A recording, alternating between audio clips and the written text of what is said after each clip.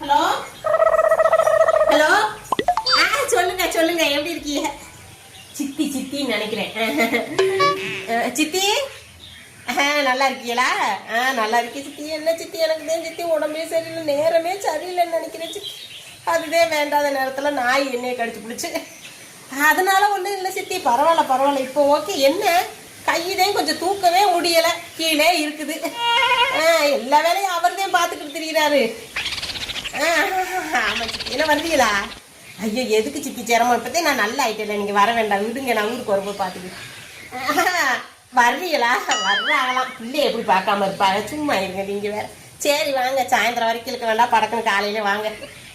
சரிங்க சித்தி.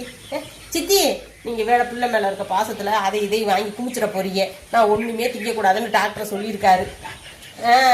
கண்டதை வாங்கி கூட்டிக்கிட்டு இருக்கிறாரு. எங்கே திங்க நாதி இல்லை, அப்படி அப்படியே கிடந்து சீரழியும்.